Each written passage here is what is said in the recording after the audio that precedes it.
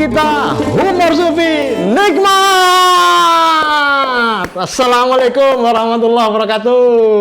Waalaikumsalam warahmatullahi wabarakatuh. Mas Pri, gimana kabarnya Mas Pri? Selalu optimis kepada Indonesia. Saya tuh setiap kali ngelihat wajahnya Mas Pri, saya rasa ini kok wajah yang musikal sekali ya. Ya memang ada nada-nada minor ya, nada-nada kesedihan, tapi harmoninya tercapai. Ya tahu Mas. Sampean itu memang menyukai dunia musik toh Mas. Kok sampai perwujudannya sampean kok menyerupai nada-nada dasar? Loh, hidup ini sendiri kan musikal. Ya, tidak ada hidup yang tidak musikal. Alam itu orkestrasi besar itu. Jadi kalau kita ini berpolitik tidak musikal, berbisnis tidak musikal, menjadi host tidak musikal. Kita melawan fitrah-fitrah hidup itu. Oke, berarti ketika kita bicara memperhatikan interval, spasi, nada-nada suara, pesan-pesan itu disampaikan dengan indah. Itu berarti kita memenuhi unsur-unsur musik ya Mas ya? Oh ya, itu pesan-pesan musik. Jeda itu sendiri musikalitas. Jantung itu metronom, toh. Dia konsistensinya tinggi sekali. Jadi kalau metronom fisik ini tidak bekerja secara musikal, habis kita. Nah kalau jantung itu metronom, terus nafas apa ya, Mas? Itu musik-musik latarnya. String section, itulah. Ya, nafas itu. Itu sampean ngarang apa memang begitu pengetahuannya? Oh ya ngarang toh. Acara kita ini hebatnya kan boleh ngawur. Jadi salah siapa yang mengoreksi? Jantung metronomnya, nafas string sectionnya. Terus apa lagi? Ya. Tatapan mata kita, tatapan mata? Itu aksen, ya. Lagu-lagu besar selalu memiliki aksen yang khas. Satu aksen kecil saja yang membuat enak, lagu itu bisa menjadi lagu besar. Hanya memperhatikan satu hal saja, ketika dia berhasil menghidupkan lagu, maka berhasil seluruhnya. Iya, ada nada-nada, saya lupa terminologi karakteristik yang ini, tetapi setiap lagu-lagu besar itu memiliki itu. Nah, itu di dalam fisik kita itu bisa tatapan mata, bahkan bisa body language kita, bisa suara kita. Jadi, suara itu tidak selalu harus berarti kata dan kalimat. Lenguh itu aja bisa sensual loh, lenguh itu. Lenguhnya sapi itu?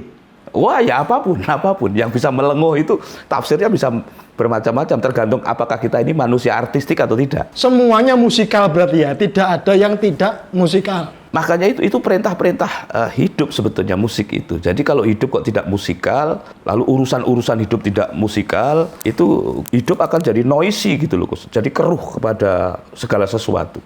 Sampean ketika bicara musik, saya perhatikan kok menjiwai ya. Apa karena sampean dari kecil memang suka bermusik? Atau sampean pernah belajar serius tentang musik? Atau memang semata-mata ngawur itu tadi?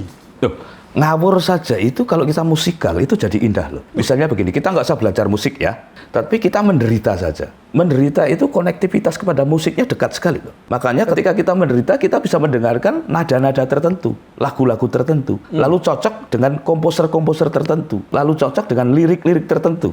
Oke. Kita gembira. Gembira juga butuh amplifikasi kepada partner-partner di luar emosi kita ya. Partner itu salah satunya adalah musik. Makanya musik-musik yang gembira itu menjawab kegembiraan-kegembiraan hidup di sekitarnya. Jadi musik bisa menyesuaikan suasana batin pendengarnya. Begitu pula pendengar bisa menyesuaikan diri dengan suasana batin musiknya. Kira-kira gitu ya Mas ya? Persis. Karenanya musik itu ideologi-ideologi besar yang harus kita berguru kepadanya. Karena jumlah nada yang begitu-begitu saja itu bisa menyediakan jenis harmoni yang sampai hari ini tidak rampung. Itu keajaiban nada itu begitu. Nada itu hanya begitu-begitu saja. Tapi ia sanggup menyediakan lautan harmoni yang sampai sekarang itu dikuras saja nggak habis. Musik bisa hidup dalam kenangan kita ya Mas ya, dalam bawah sadar kita, terngiang-ngiang setiap hari ya Mas ya. Kalau jenengan, musik apa yang sampai sekarang membekas bahkan mempengaruhi hidup seorang BGS? Nah, itu ternyata ada etapa-etapa yang tidak tunggal. Ada musik-musik yang memang sangat sederhana dan itu cukup. Pada etapa hidup tertentu, saya hidup di sebuah kampung yang sangat sederhana, itu mendengarkan permainan kuda lumping dengan satu bonang dan kendang saja cukup saat itu. Sampean suka nyolong belingnya berarti, makan belingnya kuda lumping itu. Ya dah. Kalau dulu apa saja yang bisa dicolong ya colong. Tidak hanya belingnya. Ya. Musikalitas kuda lumping ini mistis ya Mas ya. Wah. Ya banyak aspek toh. Jadi mulai dari bunyi-bunyian itu sendiri itu sudah harta karun pertamanya. Belum bunyi-bunyi itu bisa mengantar kepada kesenian-kesenian lanjutannya. Gerak ya. Betapa sederhana kuda lumping itu bergerak. Kemudian gerak dan musik itu mengantar kepada kesenian selanjutnya. Ya, betul. Kerasukan, kesurupan. Itu juga musikal karena tiba-tiba pemain kuda lumping yang trans itu kemudian dia bisa melakukan perpindahan gelombang yang mengejutkan. Misalnya dia kemasukan demit apa gitu ya. Wah itu tariannya bisa berubah secara frontal. Iya. Dan penontonnya juga ada yang kesurupan, tambah seru. Iya, misalnya kemasukan demit Chandra Malik itu ya kayak Chandra itu seluruh gerakan-gerakannya. Kalau paling saya ingat musik itu kentongan Mas. Saya tuh dulu pernah iseng-iseng waktu kecil, ya toh. Saya pukul itu kentongan, tong. Memang betul menimbulkan gerakan. Wong sak kampung moro Mas, datang semua ke kampung. Ya, karena kentongan itu adalah kearifan Morse yang pertama di kampung kita. Itu Morse itu. Sebelum kita menemukan wifi begini, ini menemukan gelombang ini, gelombang itu. Morse itu membimbing komunikasi kita yang relatif awal. Nah, masyarakat di kampung itu punya kemampuan menemukan Morse-nya sendiri. Kentongan itu kan ritmenya saja, kalau tidak salah di pos kamling masa lalu di kampung-kampung kita itu ada 7 tipikal ritme. Kalau yang begini aman, yang begini pencuri, yang begini gropyokan RT. Sampai hafal ya? Apa tadi aman, pencuri, gropyokan ini mesti pengalaman sampean. Mesti pernah ketahuan ini, kenangan ini. Aku ini pernah jadi korban dan pernah jadi pelaku, jadi lengkap pengalaman hidupku itu. Iya. Tapi kemudian ditinggalkan ya Mas, seni Morse tadi ya, kentongan sudah tidak berfungsi ya, tidak ada yang mukul lagi. Iya. Beduk masjid masih ada lah beberapa. Tong, dung, ya kan? Lah kalau musik hari ini Mas? Nah, kita kan berpindah ke etape dari tradisi-tradisi nada-nada sederhana kita ke tradisi-tradisi polifoni karena kita ini juga makin baca buku, makin bergaul. Lalu kebutuhan-kebutuhan kita atas nada itu tidak mencukupi lagi kalau hanya diberi asupan-asupan yang sederhana. Itulah kemudian muncul orkestra barat yang kemudian menjadi kebutuhan-kebutuhan baru kita. Ada suara-suara yang terpecah, ya. Suara tidak lagi satu monoton saja, tetapi menjadi politon, ya.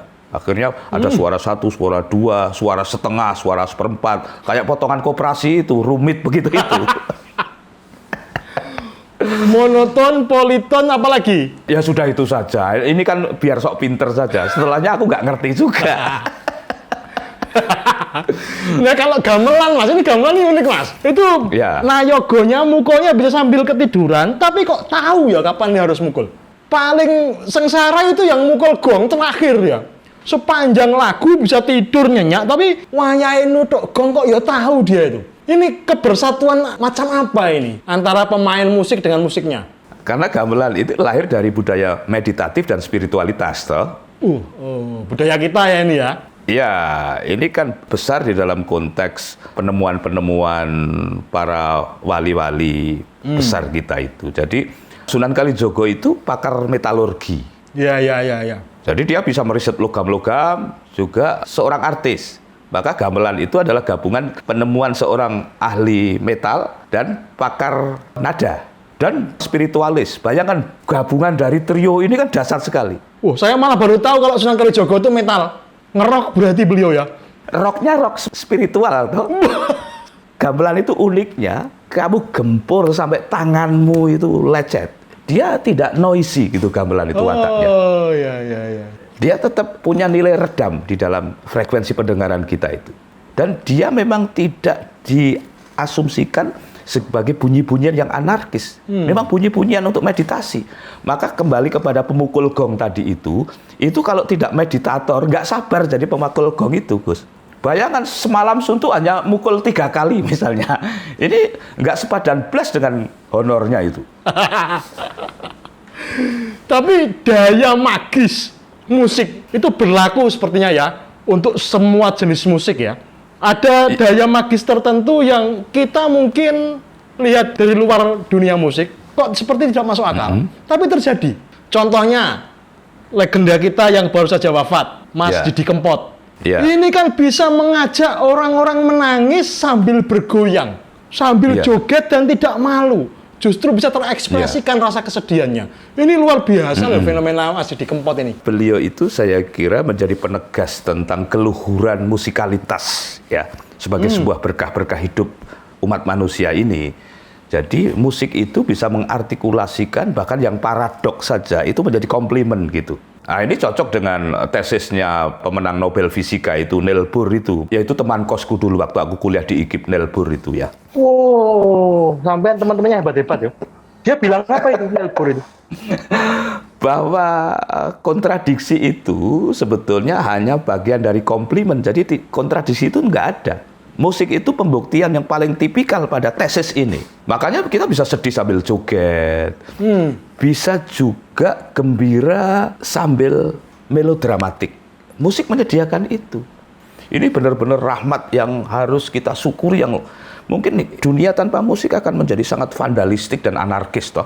Saya melihat era-era terakhirnya Mas Didi Kempot ini, musik campur sarinya bahkan bisa diiringi orkestra. Ada komposernya. Bisa melebur dalam genre-genre musik lainnya. Peran komposer jadi gede banget ini, Mas. Sampean mengenal nggak, Mas, sosok komposer yang melampaui ekspektasi kita, dikenal di dunia internasional, tapi tetap rendah hati? Ada nggak kira-kira? Wah, ya ada toh. Kita ini kan orang-orang top. Jadi kalau ingin mengundang siapa saja orang top itu, kita sudah segelombang. Wah, ya. Coba ayo kita hadirkan beliau dengan kesaktianmu yang khas itu. Saya usul nih, yang kita undang kali ini Mas Adi MS. Bagaimana? Wah, luar biasa loh kamu bisa menghadirkan beliau itu. Kamu pasti negosiasinya tidak standar ini. Harus pendekatan spiritualitasmu harus tinggi. Kalau bayar nggak kuat kita. Wah, itu saya pernah punya pengalaman dengan Mas Adi MS. Waktu mau bikin lagu, judulnya Ihdinas Siratal Mustaqim. Wahai Allah, tunjukkanlah kami ke jalan yang lurus. Ya, ini kan sudah jelas. Saya orang beriman, ya toh. Saya ngajak Mas Adi MS yang gelombang keimanannya sama. Itu beliau waktu itu mengatakan kepada saya antriannya 6 bulan. Karena memang rapat sekali jadwalnya. Saya googling. Waduh, ini honornya kok kira-kira 300 kali lipatnya honor PGS ini. Tapi saya mengandalkan gelombang keimanan, Mas. Sehingga coba malam hari ini kita coba gelombang keimanan kita nyambung lagi nggak dengan Mas Adi MS? Iya, ayo bismillah. Bismillahirrahmanirrahim. Wahai musik yang universal, wahai manusia yang tidak kekal, popularitas itu tidak selama-lamanya, tapi kebaikan itu akan dikenang oleh semua. Adi MS. Wah. Halo idola. Apa kabar Mas Adi? Wape Pak Chandra, Om. Alhamdulillah. Priges. Mas Adi, wah. Bahasa Jawanya kok nggak pantas gitu.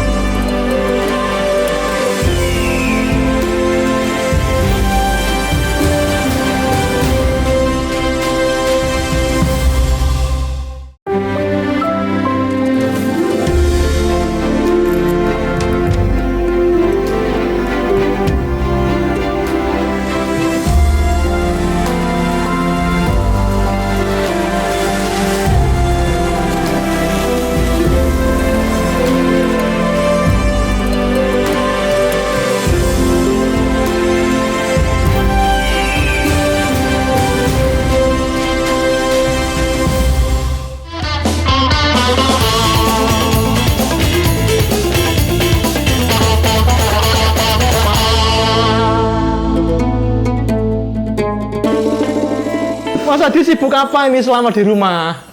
Ya disibuk-sibukin aja. Soalnya kalau mikir pekerjaan yang bener udah dibatalin setahun ini. Jadi ya, iya semua konser batal. Herannya kok tak pikir bakal jadi pengangguran nih. Tapi ternyata malah lebih sibuk daripada pada saat ada pekerjaan gitu. Banyak job, Mas? Enggak ada uangnya. Tapi sok sibuk gitu.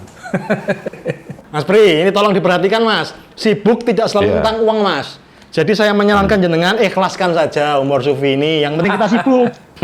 Apapun situasi mah aku terima. Jadi kesibukan di rumah itu apa, Mas? Konkretnya, Mas? Job tanpa uang itu? Job yang malah ngeluarin uang. Oh, malah keluarin uang. Benar, awalnya itu kan tumpukan-tumpukan di meja tuh ada macam-macam yang secara berkala aku beresin rapi, belum file di komputer segala macam di desktop tuh wah awur-awuran. Nah, ada masa-masa tertentu yang biasanya aku kosongin 2 hari untuk beresin semua, bikin rapih gitu. Nah sekarang ini kayak dipaksakan untuk itu, jadi ada senangnya, ada bahagianya gitu. Aku mikir ya, ini kan self distancing ini kan nggak mungkin sebentar, bakal lama. Pekerjaan konser aja, ngamen aja udah setahun ini cancel. Nggak tahu tahun depan apakah masih memungkinkan apa enggak. Kalau toh nanti kita udah pulih dari situasi ini, itu kan nggak mungkin sekejap tiba-tiba ada pengumuman pemerintah bahwa PSBB selesai, terus langsung besokannya bisa konser. Ya. Satu gedung konser yang biasanya terjual tiket sold out, itu aja pasti ada defisit, pasti itu. Kalau konser orkestra tuh pasti defisit, butuh sponsor. Nah sekarang kalau misalnya ini normal, berarti self distancing itu diatur atau tidak, orang udah parno, udah pastinya nanti ada silang between kursi gitu. Jadinya nanti kapasitas akan setengah.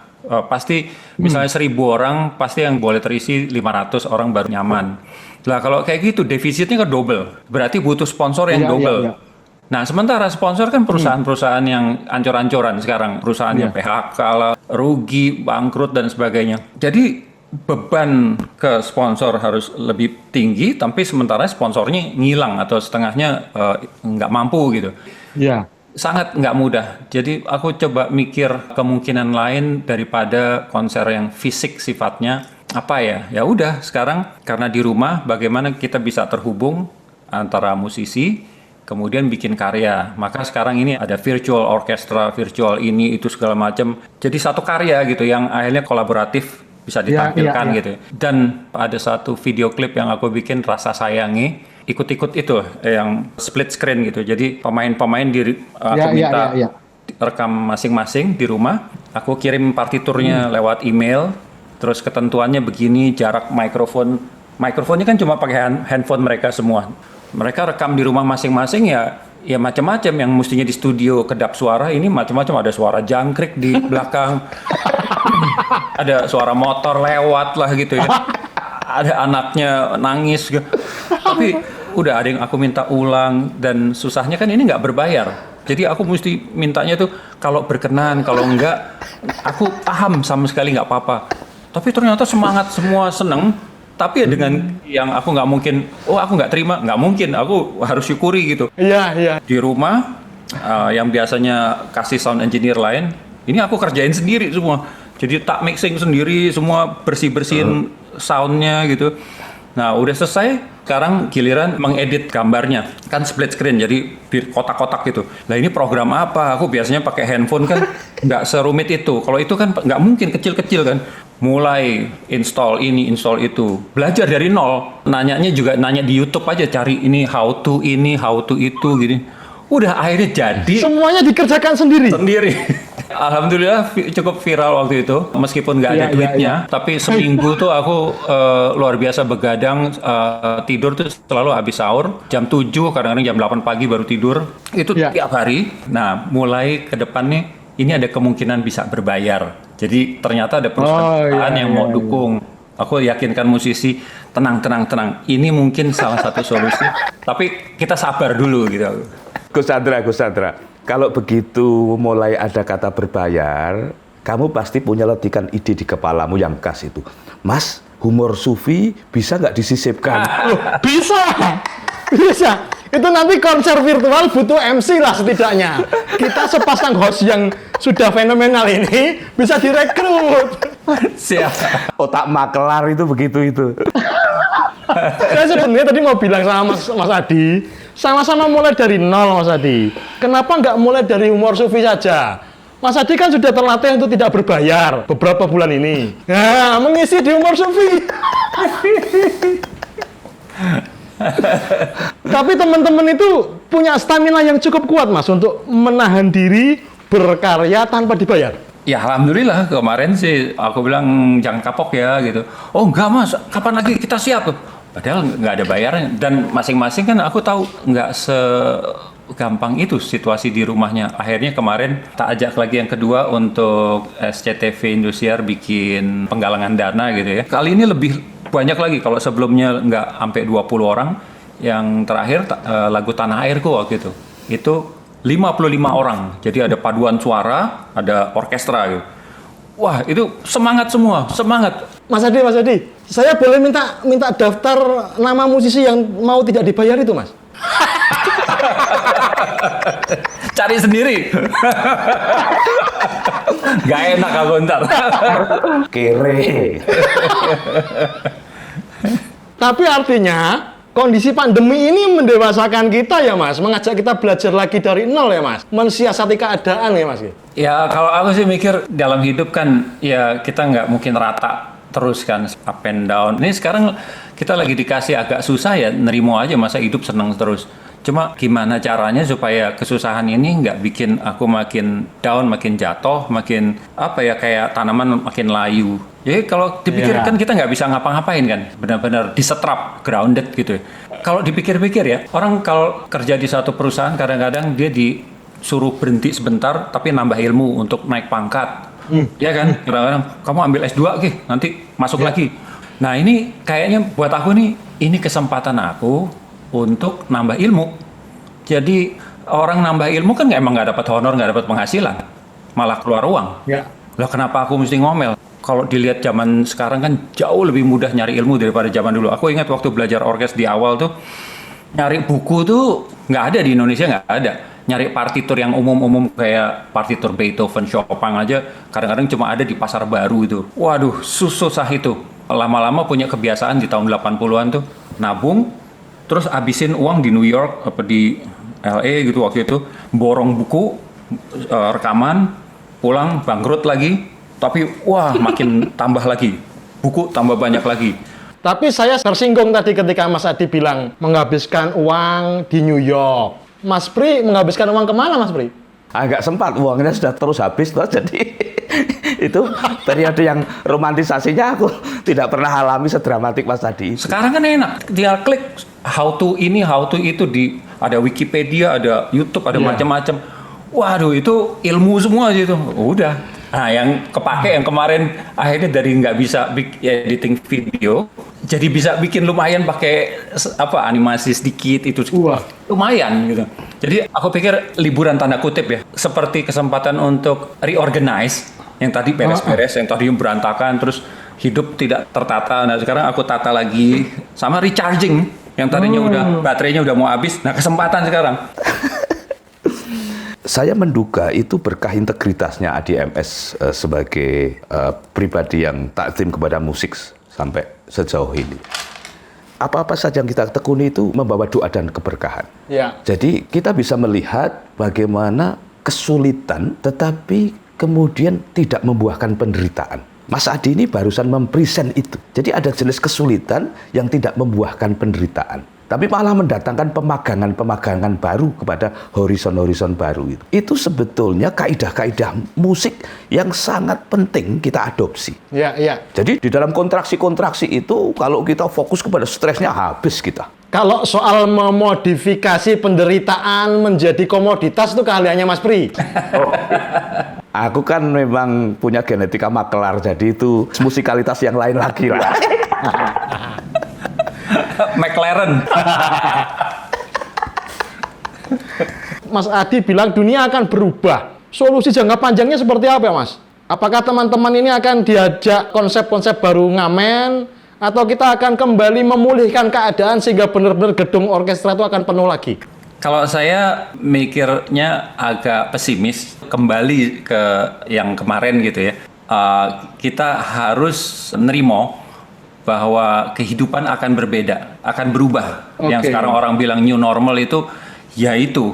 Ya susahnya kalau udah umuran kayak Saku ini gitu, udah yang muda-muda lebih adaptif, lebih resilient gitu, lebih ulet gitu. Tapi kalau orang makin tua kan makin nyaman, comfort zone. Kalau ada perubahan itu jelas akan sulit. Jangan pernah pikir kita akan kembali. Sekarang ini semua musisi di klasikal, di pop sedang mencari bentuk. Bentuknya gimana? Berkonser secara virtual, live, sebenarnya saat ini hampir mungkin, tapi belum mungkin sepenuhnya. Karena apa? Untuk live, itu kan butuh real time sekali. Kalau sekarang kita ngomong aja masih nunggu ada berapa milisecond gitu, ada time lag gitu, ada latency gitu. Nah, apalagi kalau konser musik, itu kan per milisecond itu berarti gitu. Tapi kan kita sedang menunggu 5G ini nongol. Itu akan memungkinkan, sangat memungkinkan untuk live kolaborasi. Nanti konduktornya di Indonesia, musisinya di mana gitu. Itu sangat mungkin. Itu udah di depan mata. Tapi sekarang itu mungkin tahun depan atau mungkin akhir tahun ini, saya nggak tahu. Sedang berkembang. Tapi sementara itu belum ada. Ini sekarang musisi termasuk aku sedang mencari bentuk. Coba ada kemarin eksperimen beberapa musisi lewat YouTube. Masalahnya selalu di sinkronasi waktu yang nggak pas gitu ya. Tapi nggak apa-apa, yang penting upaya. Duitnya dari mana? Ya kemarin aku begadang-begadangan seminggu, habis waktu, capek segala macam, cuma dapat imbalan kegembiraan, orang seneng, kasih apresiasi, udah nggak ada apa-apa. Perlu sumbangan dari kami, Mas? Perlu. Kapan? Nah, ini masalahnya udah beberapa perusahaan udah mulai kontak aku. Ini bukan aku yang minta-minta loh, ini tolong ini. Ada beberapa bilang, Mas, bikin yang kayak gitu. Saya numpang logo aja, Mas, kalau boleh. Nah, saya pengen support ini karena ini nggak boleh mati gitu. Ayo kita bantu. Lah perusahaan-perusahaan yang kuat yang sekarang nggak kena terlalu parah itu malah yang nelpon aku. Bikin. Nah, sekarang nih ke depan nih aku bicara sama musisi. Yang penting kita sabar dan tekun terus aja. Uang nomor 2, begitu kita udah sukses, begitu kita menghasilkan barang bagus, uang ikut kita, gitu. Insya Allah. Amin. Mas Adi kan udah kenal lama sama saya, sama Mas PGS. Saya nitip logo Umur Sufi ya, Mas. Uang nomor 2 ya, Mas. Luar biasa.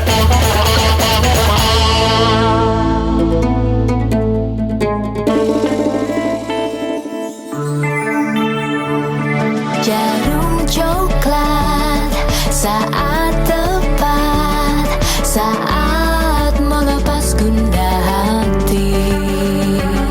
Hanyut dibuai rasa mantap, senang mengenang hati puas.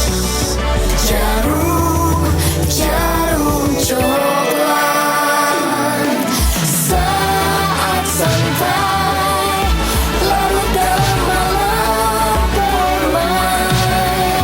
Suasana seimbang tepat, jadi nikmat jarum coklat. Suasana seimbang tepat, Jadi nikmat jarum coklat.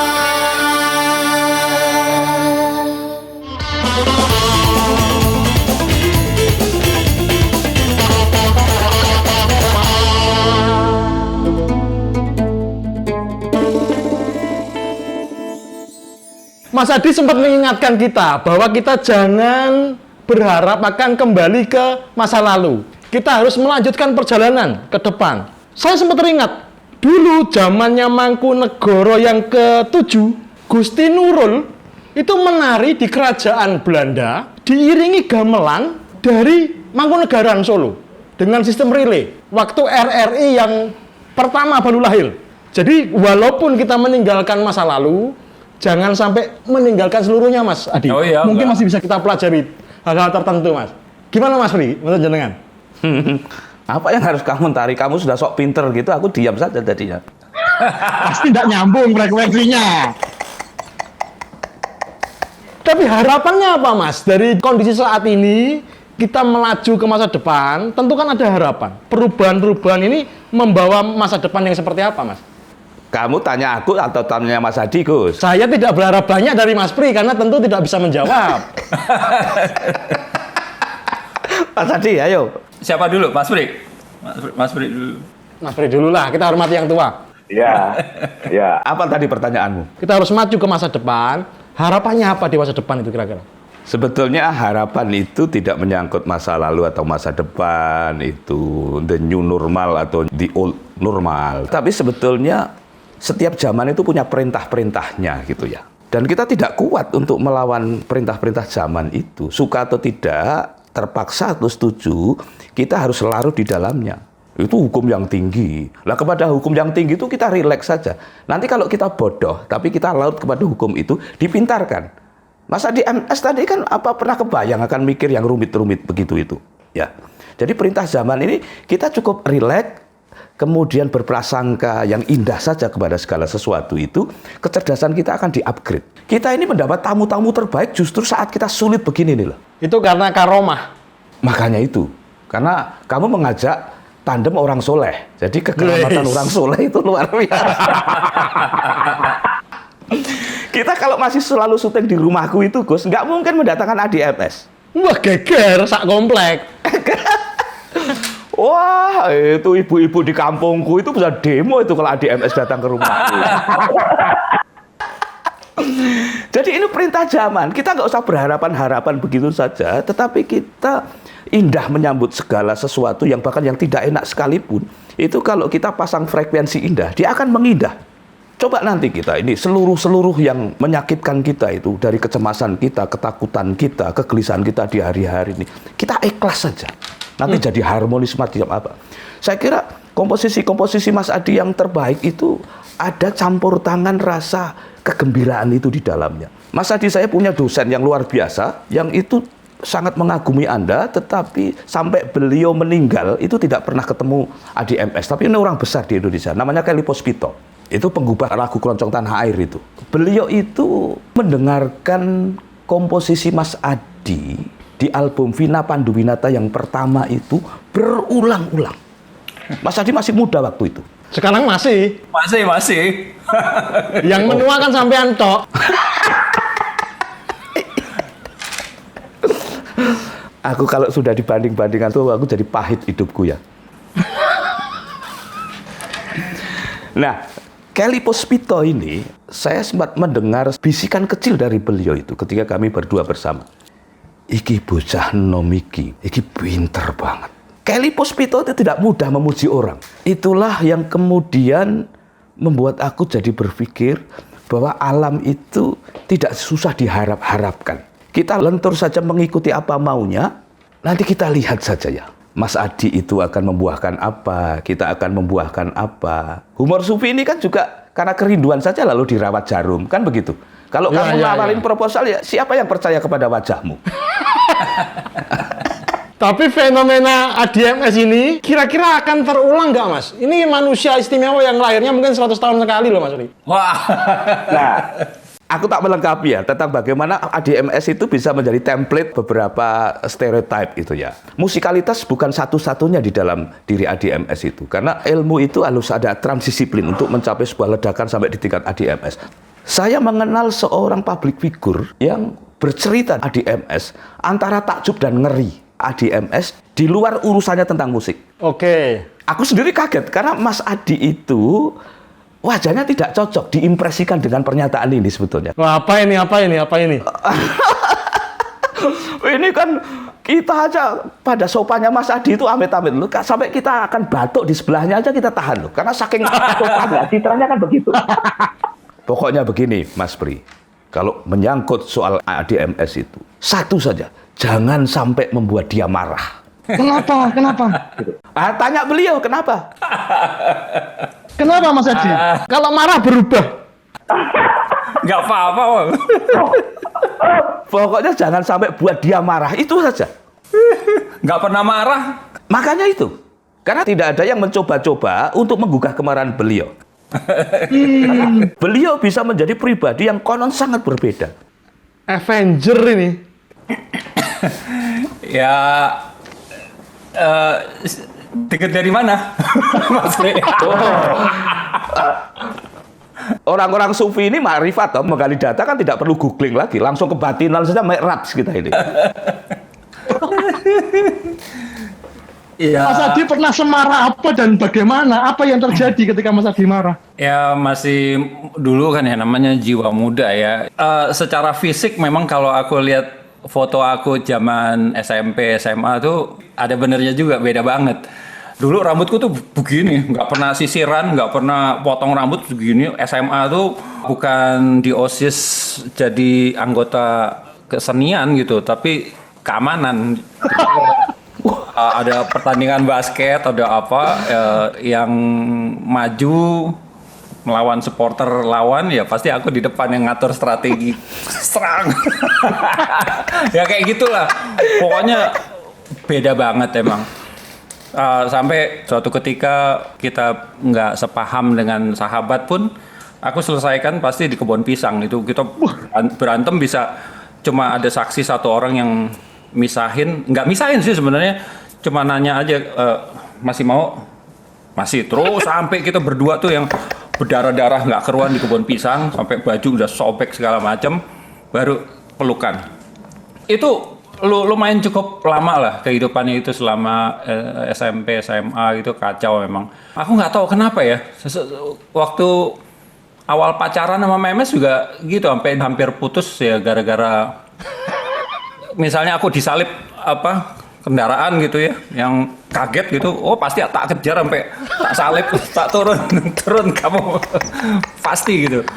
Mungkin proses ya, lama-lama aku sekarang malah susah marah gitu, udah bertahun-tahun ini sama musisi selalu seneng terus, sama siapa-siapa seneng gitu. Sudah tidak terbawa lagi sekarang? Enggak, kadang-kadang dipancing di medsos, kadang-kadang dibully ini itu. Aku selalu memposisikan diriku wes tuwek gitu ya, nggak usah ikutan gitu. Malah aku bilang, halo nak, salam buat papa mama ya. Kayak gitu aja. Berarti kita malam ini nggak perlu khawatir, Mas Pri. Nggak mungkin beliau marah, Mas Pri. Boleh sampai ngomong sembarangan. Aja. Tapi ini bukan hanya soal romantisasi atas perubahan emosi seseorang ya Gus. Itu sebetulnya adalah sebuah chip kejiwaan yang penting, karena energi-energi itulah yang membuat Mas Adi itu bisa mengakrabi nada sampai dengan determinasi serupa itu. Serius berarti ya? Oh, sangat serius. Kemarahannya kepada nada itu menjadi sangat indah di sini karena itu kayak disublimasi ke sana toh. Ini yang omongan ngawur sebetulnya. Tapi ya biar kelihatan. Karena saya memang kepada orkestrasi beliau itu, saya mencatat ada bermacam-macam atmosfer di sana. Misalnya, Mas Adi itu pernah membuat statement bahwa kemarahannya, kesedihannya itu tertumpah dalam piano. Itu kelihatan. Ternyata marah itu penting karena ia salah satu modal artistik juga kalau trafficnya benar. Lu sampean kan juga punya piano. Ya. Kemarahan sampean dilampiasin ke piano nggak? Jual langsung gitu ya? Jual. Kalau itu nggak perlu aku jual, itu piano di rumah itu membuat saya marah ratusan kali itu. Pertama aku beli 3 juta. Mana ada piano 3 juta itu? Yang hebat apa? Bukan harganya yang murah itu, reparasinya 10 juta. Mas Adi seberapa cintanya sama piano, Mas? Kok bisa sampai dijadikan pelampiasan? Dulu waktu SMP ya, ibuku bikin pengakuan. Mama suka heran deh, kesel, pusing gitu. Adi tuh kalau lagi marah, pianonya jadi sasaran. Mama kan dengernya gimana gitu, terus dan berjam-jam gitu. Ya seperti itu gitu. Dan kalau misalnya aku juga dulu sering bolos. Misalnya dikasih sesuatu, terus aku mau tanya, Pak, ini kenapa begitu? Ah, kamu sok pinter, kamu gitu. Begitu ngomong gitu, pasti aku keluar, bukan main, tapi aku mendingan piano di rumah aku gembreng-gembreng, jadi rajin latihan gitu. Soalnya dari dulu aku nggak pernah merasa nyaman main piano ditonton orang, lebih nyaman di studio, bikin aransemen, bikin rekaman gitu. Begitu konser selalu aku kayak apa ya? Aku nggak di situ gitu. Nah, sampai ketemu yang namanya conducting itu gitu. Oh, gini membelakangi penonton. Wah, itu baru aku merasa nyaman. Berarti waktu Mas Adi saya ajak main piano di konser saya waktu itu terpaksa berarti ya? Karena dibayar. Loh, ini kelihatan kelakuanmu, Gus Chandra. Kenapa? Mas Adi dibayar, aku enggak. Ajar kamu itu. Tapi waktu itu aku termasuk menjadi korban beliau di ruangan itu karena sebetulnya ada grand piano di panggungmu itu, Gus Chandra. Ya. Sebelum ada penonton-penonton pada datang, aku kan pengen nyoba sedenting dua denting gitulah ya. Ya. Nah, baru aku mendekat, aku melihat Adi MS lewat. Aku memaki itu di dalam hatiku dengan nama hewan kurang ajar orang ini lewat. Ini mengurungkan seluruh niatku itu, Gus. Aku kecewa sekali waktu itu. Langsung melungkrat minder. Gimana orang-orang soleh itu kan tahu dirinya kan besar ya, Gus ya. Titik baliknya Mas Adi dari suka main piano saja, kemudian menjadi seorang komposer, itu ceritanya gimana, Mas? Jadi sebenarnya dari muda suka musik klasik, Beethoven, Chopin, apa segala macam. Tapi begitu sekolah, ketemu Faris RM di SMA 3 kan, Ikang Fauzi, Deddy Dukun. Mau nggak mau, aku mesti lebur di musik pop dan rock. Jadinya main di Purple, aku ngeband, rambut gondrong, main organ gitu ya. Hanya simply supaya diterima di pergaulan. Nah, begitu lulus SMA, semua kan kuliah ini, kuliah itu. Nah, aku kok mikir, aku hidup cuma sekali, aku pengen bahagia. Aku harus turuti kata hati. Nah, udah, akhirnya berantem sama bapak. Udah, kamu mendingan urus perusahaan aja. Bapak punya perusahaan yang 8 bersaudara nih, nggak ada yang tertarik semua. Ya, ini kamu aja deh, kamu kan nggak jelas. Enggak, aku pengen jadi musisi. Masa depan nggak jelas. Nggak peduli. Aku hidup cuma sekali, pengen bahagia dari musik, aku bilang. Keren. Karena nggak diterima juga, aku bilang, Pak, udah, jangan mikirin aku. Mulai saat ini, aku nggak mau terima uang dari papa. Jadi yang lain-lain saudara-saudara terima uang kuliah yang di UI, IPB, di Philadelphia, di mana. Aku satu-satunya yang nggak pernah terima uang itu sejak SMA. Karena simply pengen nunjukin di musik aku hidup. Oke. Meskipun sulit sekali, aku sering ngutang, diem-diem ngutang om, tante gitu ya. Simply supaya bisa makan gitu, karena malu gitu minta lagi. Terus akhirnya rekaman musik pop, Vina itu yang Mas Pri tadi sampaikan. Nah, Vina itu pun begitu pertama kali dikasih kepercayaan, kan bikin yang album yang di dadaku, September Ceria, segala macam. Aku minta orkesnya mesti Filipin. Udah ketawain, kamu baru aja dikasih kepercayaan loh. Itu Rinto sama Pance bikin nggak pakai orkes bisa laku gitu. Enggak Pak, maaf saya bukan soal laku, saya pengen itu. Nggak ada dana, nggak usah. Keren. Nah, terus aku kepikir, gimana kalau pakai honorku semua? Loh, kamu dapat apa? Enggak masalah, enggak. Yang penting kalau dikasih uang buat orkes Filipin, aku 0. Akhirnya aku berangkat ke sana sendirian, ngatur hotel, pesawat, studio, musisi, aku kontrak sendiri, bayar semua, pulang, nggak punya apa-apa, nggak dapat sepeser pun. Tapi alhamdulillah, ternyata meledak album itu. Ya.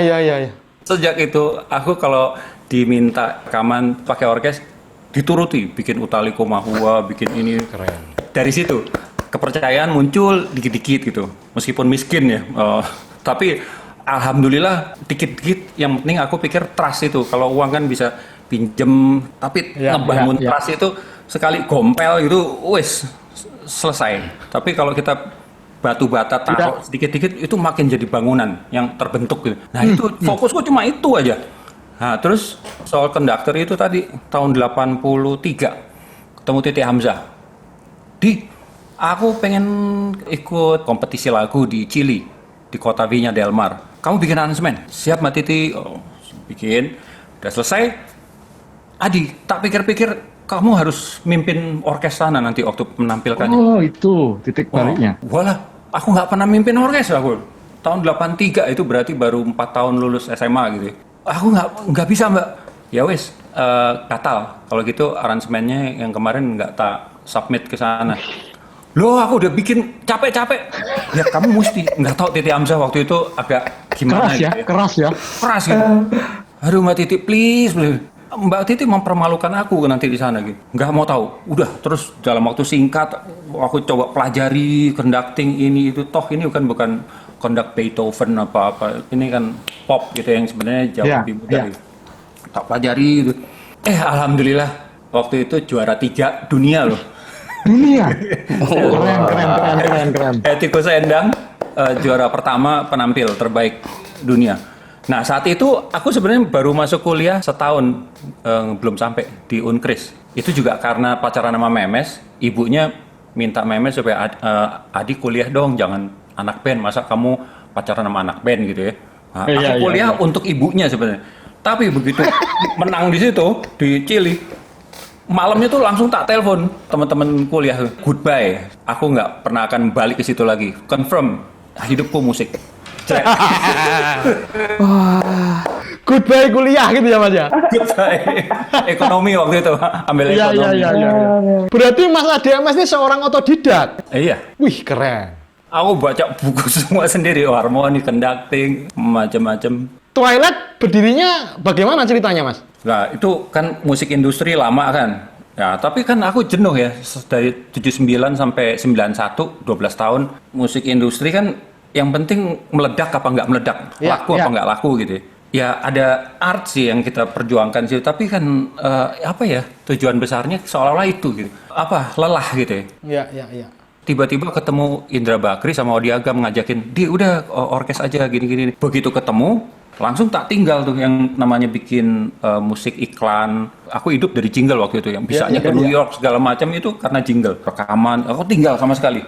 Overnight tiba-tiba kalau ada yang minta telepon, "Di tolong gini nih." "Oh maaf, aku udah nggak bikin itu." Padahal lapar, berantem sama Memes. "Adi gimana sih?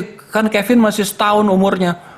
Nanti kalau nggak bisa nyekolahin gimana gitu." "Udah tenang, aku udah fokus," aku bilang. Jadi jomplang begini, dikit-dikit, demi sedikit, Twilight Orchestra kebentuk. Itu keberanian macam apa Mas Bri? Langsung ditinggalkan, kuliah tinggalkan, gitu. Hidup di dunia pop, rock, jingle tinggalkan.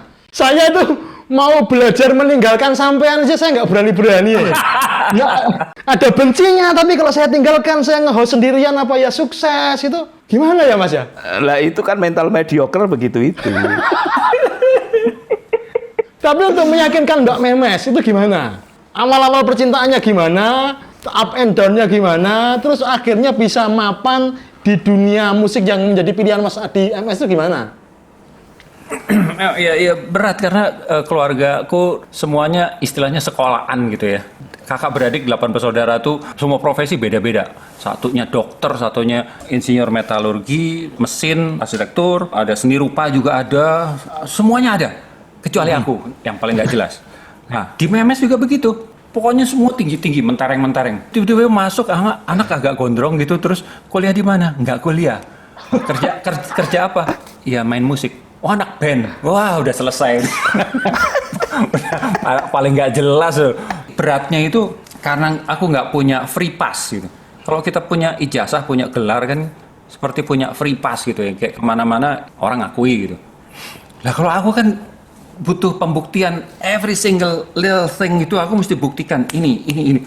Itu beratnya, aduh. Kadang-kadang konser udah sukses, udah orang standing ovation gitu. Begitu masuk di review koran berapa kali tuh kayak ditancap-tancap gitu ya, seolah-olah ini nggak mutu nggak. Padahal konser sukses itu gitu. Terus bertahun-tahun sampai akhirnya 2009 kebetulan kok aku dipercaya untuk konser Simfoni Indonesia di Sydney Opera House dan standing ovation sukses gitu. Nah mulai yang berisik-berisik mulai agak mingkem dikit, tapi masih ada berisik-berisik. Tahun 2012 Twilight Orchestra jadi orkes pertama yang tampil di daratan Eropa, di Bratislava, di Berlin, di concert hall yang paling bersejarah itu concert house di Zondermanmarkt. Itu juga standing ovation, kita main Janger, Bengawan Solo. Wow, di situ selesai. Seperti aku selesai ujian. Udah tenang, istilahnya aku udah buktikan di situ. Jadi mau dibilang apa gitu, udah nggak apa-apa gitu. Tapi pas sekarang nggak dikit lagi. ADMS ini sudah setara guru besar ya?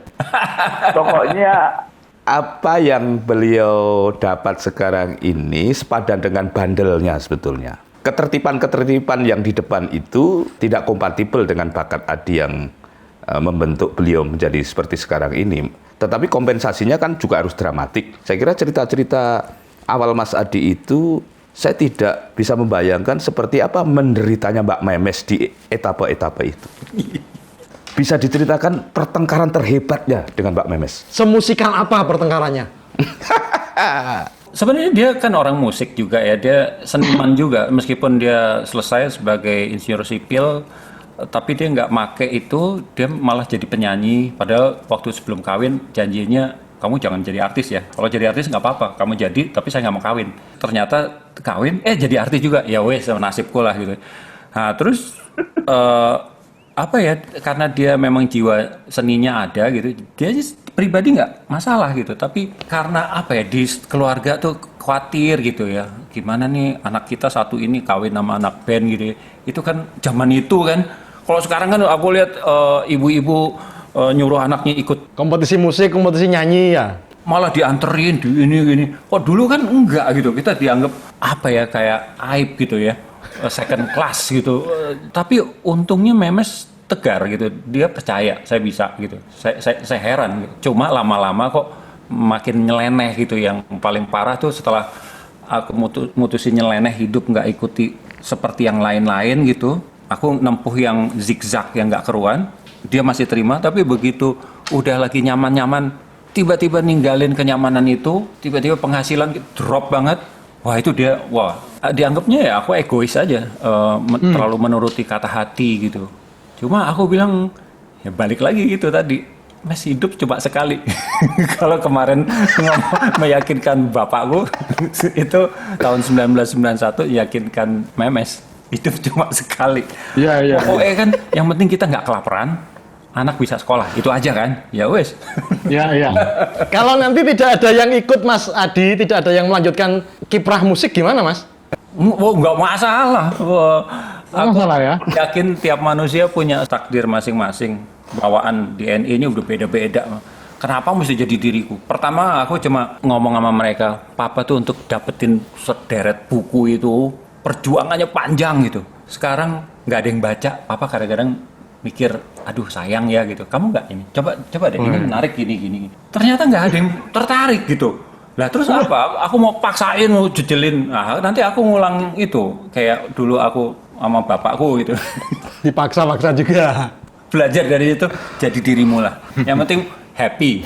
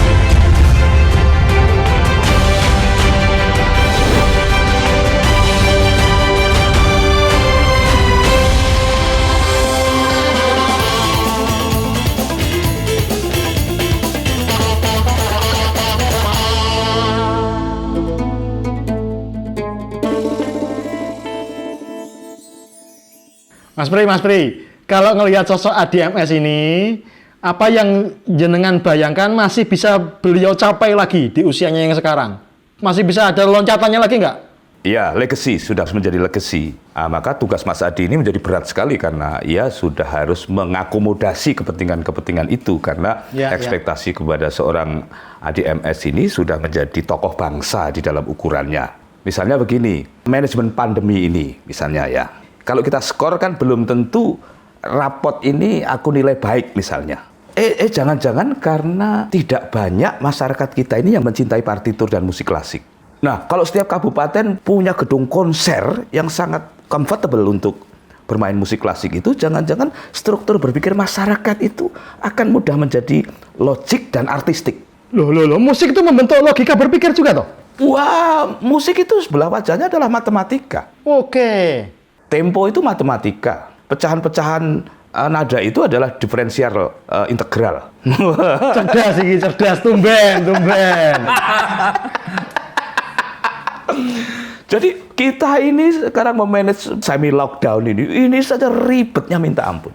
Yang sana ribet, yang kita ribet, itu aja keribetan beregu. Karena mungkin sistem logik kita ini tidak pernah kita tabung secara lebih terstruktur itu loh. Oke. Mas Adi ini pasti otaknya struktural. Ya kalau tidak itu mengorganize kayak gitu setengah mati itu. Mas Adi otaknya struktural, kalau kita otaknya kultural. Oh, kita material.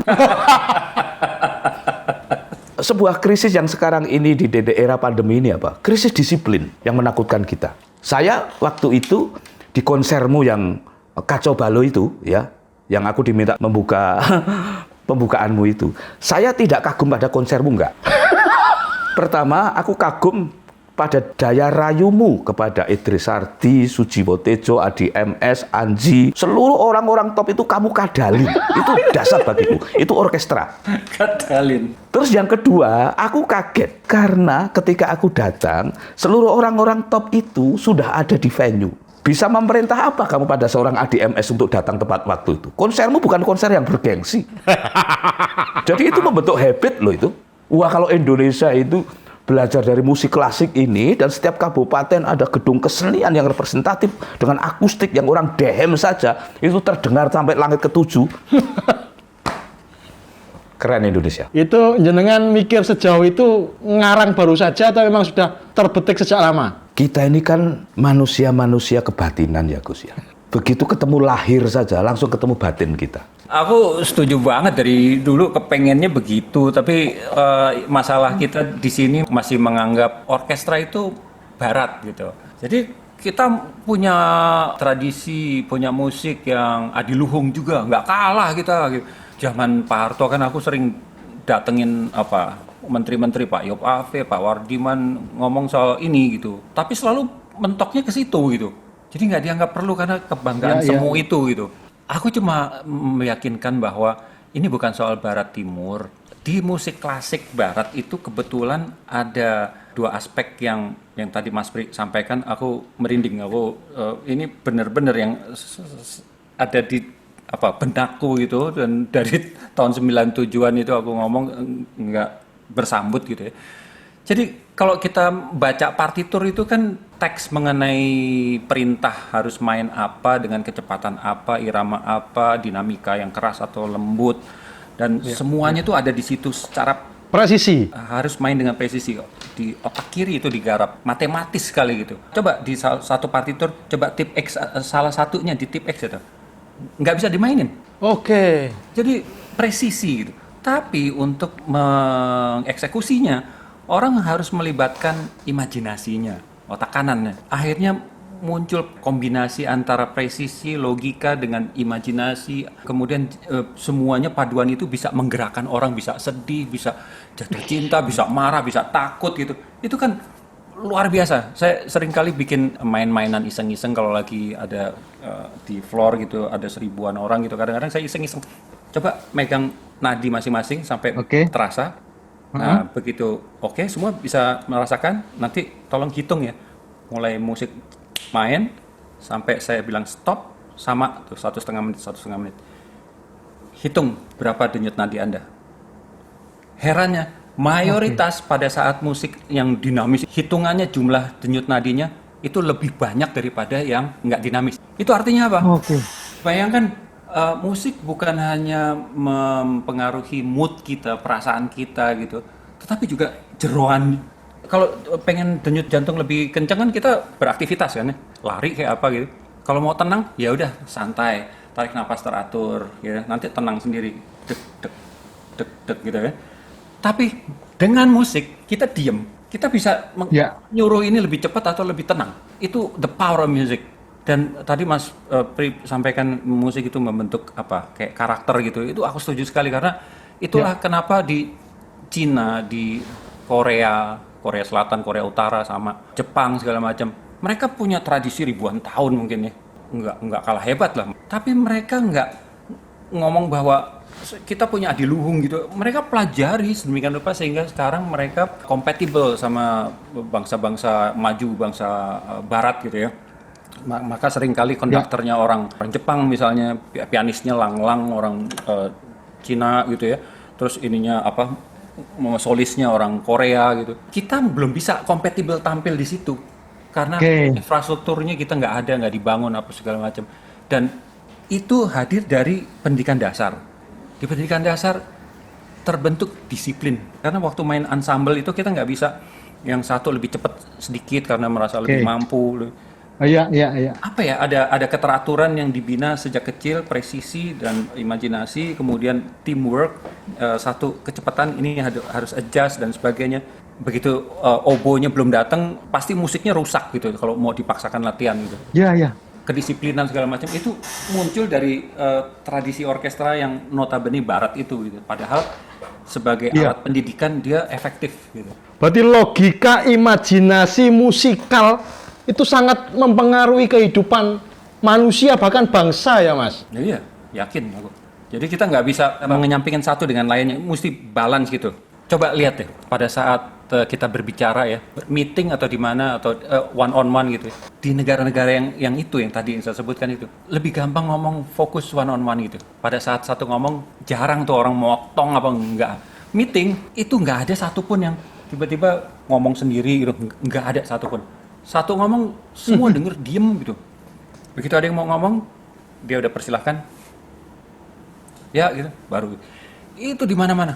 Coba kalau lihat di tradisi musik simfonik gitu, mana ada orang nonton orkes terus ngobrol gitu atau baca buku program pasti udah jadi masing-masing dibentuk untuk menghargai kenyamanan orang lain. Kalau saya ngomong, ganggu yang di depan, ganggu sini. Kalau saya nyalain handphone, mungkin saya nggak ganggu. Tapi cahayanya pluk, langsung ke sampingnya, langsung dilihatin. Iya. Jadi tradisi menghargai orang di sekeliling kita gitu, itu dibina dari tradisi menonton konser. Saya setuju Mas Pri, mulai sekarang kalau kita mau saut-sautan ngomong sampai angkat tangan dulu. Ini dalam manajemen tata negara juga perlu diterapkan ya Mas Pri ya, berarti logika imajinasi musikal ini ya Mas Pri. Aku angkat tangan dulu ya. Oh iya betul. Tidak ada kemajuan baik individu, komunitas sampai negara yang tidak melibatkan organisasi. Jadi seluruh kemajuan itu adalah kemajuan organisasi. Sepak bola yang menangan itu adalah sepak bola organisatif. Ya, oke, setuju. Pribadi-pribadi yang maju itu otaknya itu terorganisir gitu loh. Antara tengah, kanan, pojok, kiri, kanan. Nah, maka otak-otak yang terorganisir itu bisa dilatih dengan bermacam-macam kebudayaan sebetulnya. Nah, pintu-pintu kebudayaan yang akan mengorganisasi otak ini jumlahnya masih sangat rendah di Indonesia ini. Itu yang membuat orang mudah antri, orang mudah memakai masker. Kita ini menganjurkan soal-soal yang sederhana aja sulitnya minta ampun. Ya. Karena otak kita relatif tidak terorganisir. Nah, ensemble, orkestra, itu organisasi yang excellent itu. Orang-orang seperti Mas Adi yang hidup dalam level manner yang tinggi itu ada batuk salah waktu saja, meriang itu. Ya. Tertib semua ya. Oh, bayangkan kalau itu menjadi sebuah habit kebangsaan, kedisiplinan semacam itu. Persoalannya kesenian itu masih hanya dinilai sebagai pertunjukan Mas Adi, bukan sebagai kehidupan sehari-hari. Tidak terlibat sampai darah daging dan kebatinan kita. Nah, untuk sampai ke situ apa langkahnya Mas? Ya itu mesti dari pendidikan dasar ya, melibatkan musik ensemble, bisa angklung, bisa apa aja yang ensemble gitu ya. Karena kedisiplinan dan kerjasama itu memang harus dibangun sedini mungkin. Kayak di Jepang itu kan 10 tahun pertama nggak ada tuh yang tes-tes yang nggak keruan itu, yang sifatnya ranking, rating gitu. Lebih ke pembentukan karakter. Kita pakai bukan sebagai musiknya aja yang seperti Mas Chandra tadi sampaikan, bukan hiburan atau pertunjukan aja, tapi pendidikannya sebagai tool of education itu. Aku ada cerita satu soal kedisiplinan dalam orkestra. Waktu orkestra terbentuk pertama 30 tahunan yang lalu, aku pusing members kebanyakan kan senior, yang 50 tahun, udah senior, aku ya, dosen apa segala macam. Wah itu nggak gampang untuk minta supaya begini begitu gitu. Kadang-kadang arguing, padahal tradisi orkestra tuh nggak ada arguing, itu satu komando gitu. Ya, Nah, tapi waktu itu aku harus adjust gitu. Terus yang paling sulit untuk jam 10 tank sesuai dengan jadwal latihan bunyi gitu, nggak pernah terjadi, itu impian. Pasti jam setengah 12, jam 12 baru bisa lengkap. Terus aku pakai cara dikasih sanksi, denda ini apa, nggak berhasil. Lama-lama aku capek, udahlah, aku bilang sama diri sendiri, besok nih jam 10 tank aku udah berdiri di podium, tak mulai aja. Pokoknya yang nggak datang nggak akan aku tunggu. Enak aja, mesti nunggu yang nggak on time. Nggak fair gitu. Pertama-tama tank jam 10, yuk mulai. Mas belum datang. Nggak apa-apa. Yuk. Tinggalin semuanya. Nggak enak dengernya. Kan ompong sini, ompong situ. Iya. Tapi aku dalam batin, aku mesti bentuk mindset mereka bahwa Iya. kita tidak akan menunggu yang terlambat. Pertama-tama, loh kok begitu buka pintu, kok mulai masuk kayak tikus gitu. Kluk. Buka instrumen. Iya. Gitu. Ikut. Nggak usah marah-marah. Ya. Dia malu udah. Malu sama temen, malu sama aku gitu. Nah, tapi kan kalau cuma sekali, besok kita nggak on time lagi ya, kita tungguin lagi ya, cuma ya. Nah besoknya aku menempa diriku sendiri supaya nggak peduli. Ini nggak enak nih dengernya, nggak lengkap. Iya. Tapi aku tempa, udah enakin. Yang penting bikin habit dulu. Jreng. Nggak lama ya. Ngikut dia, arus besar itu ya. Jadi nggak usah pakai sanksi, didenda ini apa yang awal-awalnya itu udah kalau didenda mereka ada rasa pride gitu, harga diri gitu. Oh saya ada urusan keluarga, potong aja gitu. Aku pernah dinasehati oleh seniorku, Mas Adi mesti lebih manusiawi. Kami kan kebutuhannya beda-beda gitu. Wah disiplin sama manusiawi, bingung aku gitu. Dua hal berbeda mungkin ya. Jadi begitu akhirnya dengan cara itu tadi keteladanan mulai dari kita sendiri yang memimpin gitu, itu ternyata nggak usah pakai ini, tapi tunjukkan aja. Sampai sekarang aku bisa bilang tour orkestra yang paling on time. Susah ya Mas buat kita Mas Pri ya. Ya bagimu susah, bagiku tidak kok. Tapi ternyata kita bisa menjadikan musik itu sebagai denyut kehidupan kita kalau secara logika dan imajinasi ditata setertib mungkin gitu ya Mas Adi ya. Nyambung. Terima kasih atas waktunya Mas Adi. Sehat selalu. Dan kita berjumpa dalam kesempatan yang lebih indah lagi lah setelah pandemi ini. Tidak perlu khawatir bahwa kita akan menuju yang lebih baik lagi. Amin. Wassalamualaikum warahmatullahi wabarakatuh. Waalaikumsalam warahmatullahi.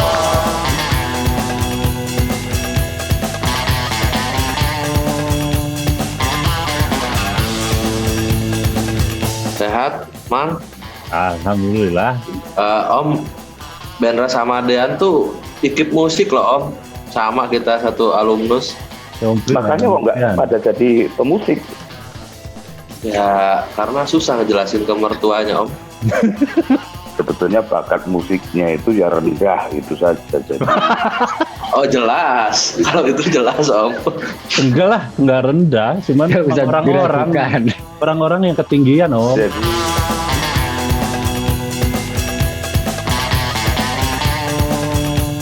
Kayak aneh. Mas Pri ini banyak cahayanya terang benderang, tapi nggak bantu Mas, tetap nggak ganteng Mas.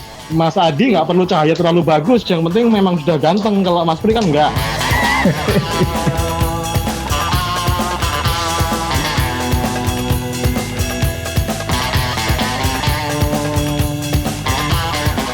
Nge-freeze terus loh. Masih nge-freeze Mas. Sebentar. Apa pakai internet ini ya?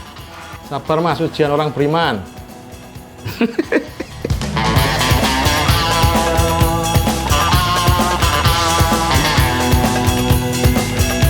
Mas Chandra ini freeze. Ini pedal. Lagi apa-apa pedal pakai bola bali. Nggak tahu jaringannya apa kok. Mungkin seperempat jam itu tahu pedot-pedotannya. Kameranya freeze. Atau dia biar freeze terus saja Mas Adi. Dengan begitu kita jadi tidak terganggu. Apa kehidupannya juga freezing? Nah sekarang ono meneh. Ini karma kepada orang tua ini, Chandra ini ya. Saya kira dia dengan tidak ada di layar ini kita lebih menikmati loh show kita ini.